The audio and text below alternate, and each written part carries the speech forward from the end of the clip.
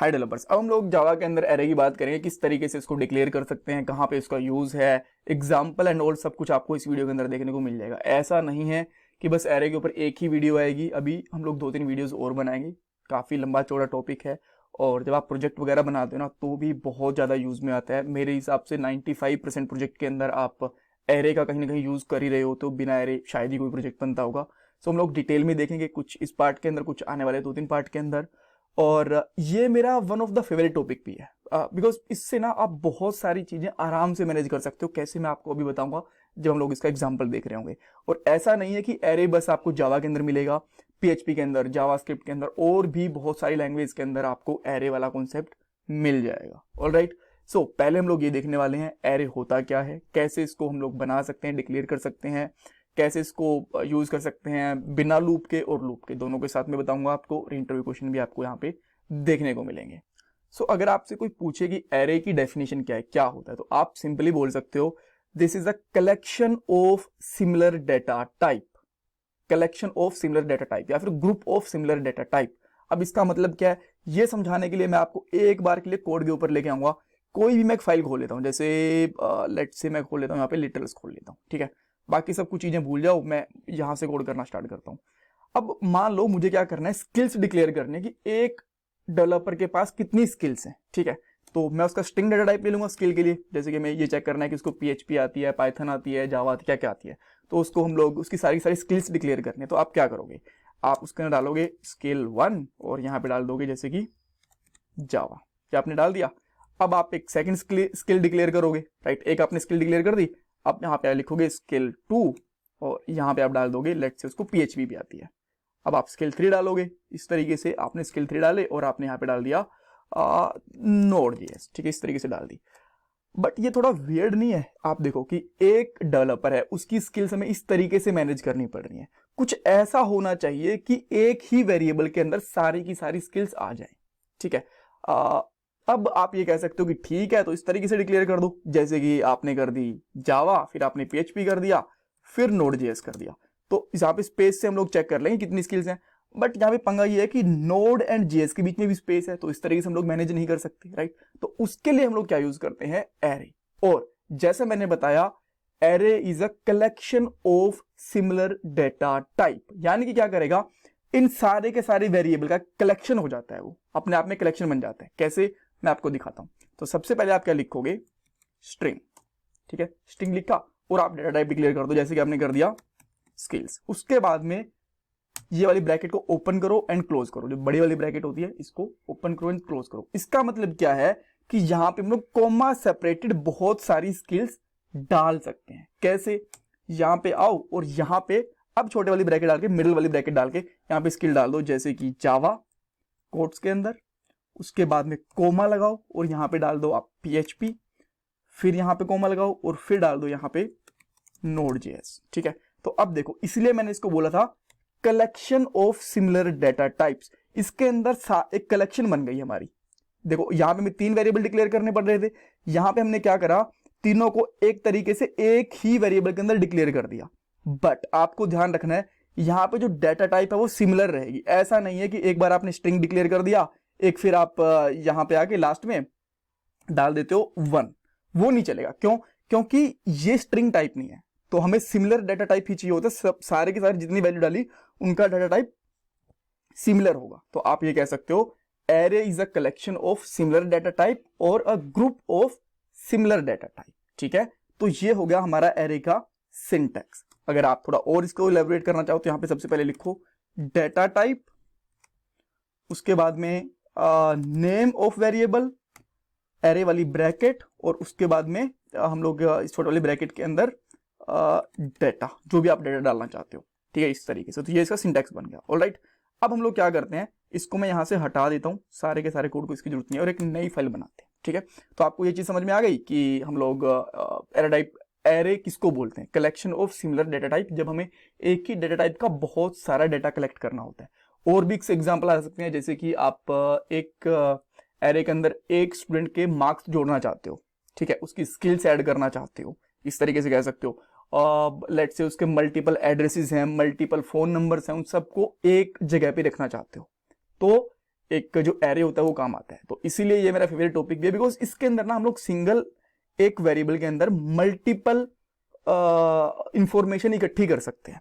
जब भी आप एक प्रोजेक्ट बना रहे होते हो ना, तो क्या होता है कि बहुत बार ऐसा होता है कि आपको एक ही यूजर की या फिर किसी एक ही चीज की, एक ही एंटिटी की बहुत सारी इंफॉर्मेशन इकट्ठी करनी होती है, तो आप उसको एरे के साथ में यूज कर सकते हो इजीली। ऑलराइट, आया समझ में? अच्छा, अब हम लोग क्या करते हैं, एक फाइल बनाते हैं। इसको मैं यहां से हटाता हूं और मैं एक न्यू फाइल बनाता हूं। उसके अंदर हम लोग एरे वगैरह को अच्छे से देखेंगे, उसको यूज कैसे कर सकते हैं, प्रिंट वगैरह कैसे कर सकते हैं, सब कुछ देखेंगे। और मैंने यहां पे लिख दिया लेट्स से एरे एग्जाम्पल। आप फाइल का नाम कुछ भी रख लो, मैंने ये रख लिया। और सिंपल सी बात है, सबसे पहले हमें मेन फंक्शन बनाना पड़ेगा, तो मैं वही बनाता हूँ। पब्लिक स्टैटिक वॉइड मेन के अंदर हम लोग स्ट्रिंग टाइप का आर्गुमेंट पास करेंगे, आर्गुमेंट। ठीक है, बहुत सारी वीडियोस के अंदर मैंने आपको बोला था कि स्ट्रिंग एरे पास करेंगे, स्ट्रिंग टाइप का एरे। तो जब हम लोग ये ब्रैकेट्स यूज कर लेते हैं ना, यहाँ पे ओपन, सबसे बड़ी वाली ब्रैकेट को ओपन कर लेते हैं, क्लोज कर लेते हैं, तो उसको हम लोग बोलते हैं कि ये एक एरे यूज कर रहे हैं हम लोग। तो इसीलिए मैंने यहाँ पे भी एक एरे का साइन बनाया हुआ है। ठीक है, जहां भी आपको ये दिखे तो मान जाना कि यहाँ पे कहीं ना कहीं एरे यूज हो रहा है। ऑलराइट, ये हो गया।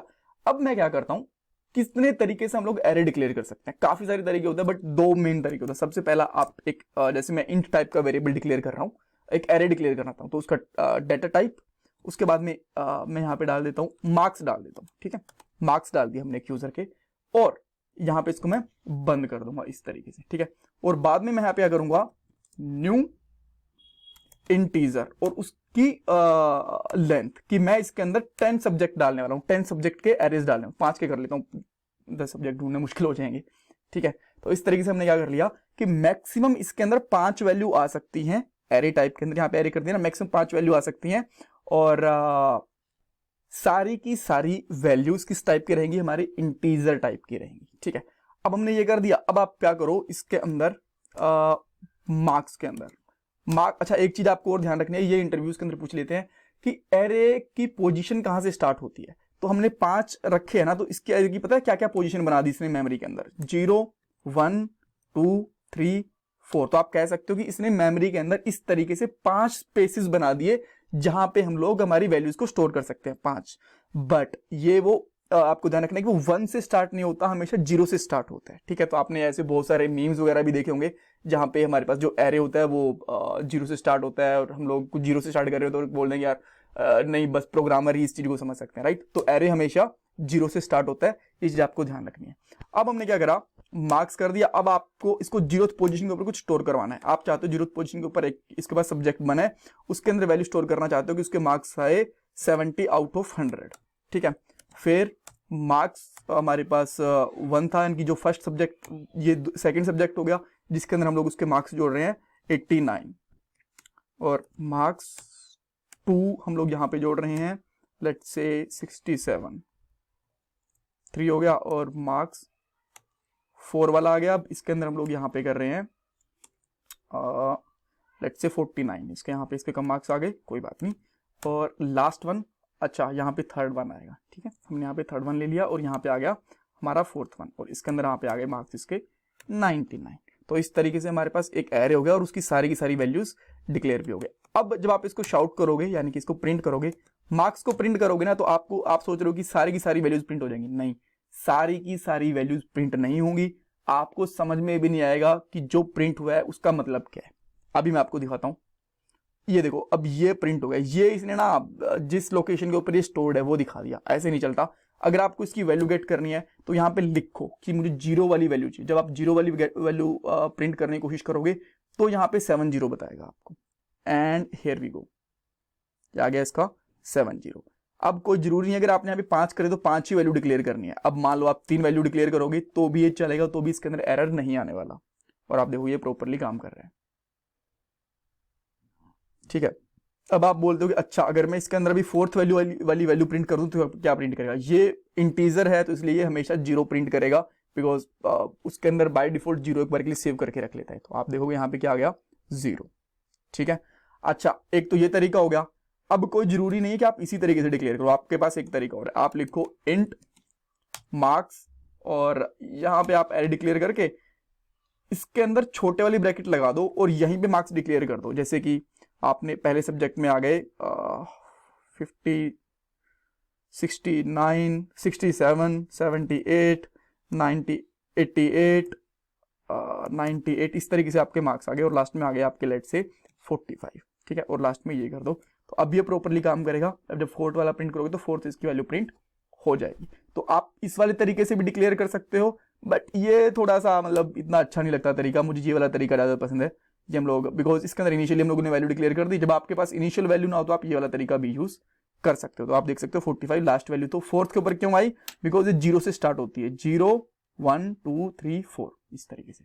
ऑल राइट, सो ये हम लोगों ने इस तरीके से डिक्लेयर कर दिया। अब एक चीज आती है कि यार इसको हम लोग लूप के साथ कैसे प्रिंट कर सकते हैं। एक ही वैल्यू एक टाइम में प्रिंट कर रहे हैं, सारी की सारी वैल्यूज प्रिंट करनी है तो कैसे करोगे। तो सिंपली आप यहाँ पे लूप यूज कर लो। इसको मैं कमेंट आउट कर देता हूँ। मैं यहाँ पे एक लूप लेता हूँ, जैसे मैंने फॉर लूप लिया। मैं यहाँ पे लिखता हूँ int I is start with 0, I less then, यहाँ पे लिखो। अब आपको ये नहीं पता चलेगा कि कितने आइटम है, आप वैसे लगा लोगे ठीक है हमारे पास 5 आइटम है, कोई दिक्कत नहीं है। बट कई बार हमें पता भी नहीं होता अगर इसके अंदर कितने आइटम है। मान लो इसके अंदर 80-90 आइटम है, 75 हो गए, तो आप काउंट करने थोड़ी बैठोगे। तो यहाँ पे आप क्या करोगे, मार्क्स डॉट लेंथ यहाँ पे एंड आई प्लस प्लस। ये क्या करता है, मार्क्स डॉट लेंथ होता है ना, ये इसके अंदर कितनी लेंथ है इसकी वो निकाल लेते हैं, ठीक है, जितनी भी इसकी लेंथ होगी। और अब आप यहाँ पे कर सकते हो शाउट। शाउट के अंदर क्या करो आप, मार्क्स और इस ब्रैकेट के अंदर डाल दो सिंपली आई। तो सबसे पहले आई प्रिंट करेगी 0, फिर 1, 2, 3, 4 और सारी की सारी वैल्यूज हमारे पास आ जाएंगी, ठीक है।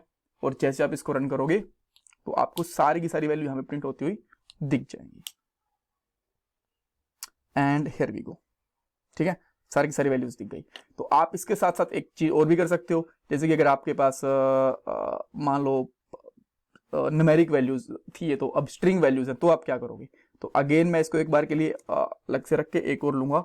स्ट्रिंग वैल्यूज के लिए एक एरे और बना लेता हूँ, स्ट्रिंग, और उसमें लिखता हूँ मैं स्किल्स, और स्किल्स में एक एरे रहेगा, एक एरे टाइप का है। तो यहाँ मैं इसकी स्किल्स डाल देता हूँ, जैसे कि PHP हो गया, जावा हो गया, नोड हो गया और JS हो गया एंड ऑल राइट, हो गई।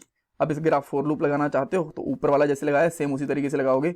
आप यहाँ पे यूज करोगे for int I equal to 0, I less than skills dot length and I plus plus. और यहाँ पे आप क्या करोगे, वही शाउट कर दोगे इसको, तो यहाँ पे आएगा स्किल्स के अंदर आप आई को प्रिंट कर दोगे। एंड अब मैं इसको यहाँ पे रन करता हूँ इस तरीके से। तो आपको पहले ये मार्क्स दिख जाएंगे एंड बाद में हम लोग इसके जो नीचे वाली वैल्यूज हैं ये भी दिख जाएंगे, ठीक है। तो अगर आपको ध्यान हो तो आप नॉर्मल प्रिंट होगी। लास्ट वाले क्वेश्चन के मैंने पूछा था अगर हम लोगों ने एक फॉर लूप के अंदर इंटीजर ले लिया तो क्या दूसरे फॉर लूप के अंदर हम लोग एक और इंटीजर ले सकते हैं। ब्रेक एंड कंटिन्यू वाले के अंदर पूछा था शायद मैंने, राइट, यहाँ पे। तो उसका आंसर है बिल्कुल ले सकते हैं, बिकॉज ये अलग से ब्लॉक बनता है, ये अलग से ब्लॉक बन सकता है, और अलग अलग ब्लॉक के अंदर हम लोग अलग अलग इंटीजर डिफाइन कर सकते हैं। सेम ने आई ऊपर भी लिया है, सेम आई हमने नीचे भी लिया, परफेक्टली वो काम कर भी रहा है, ठीक है।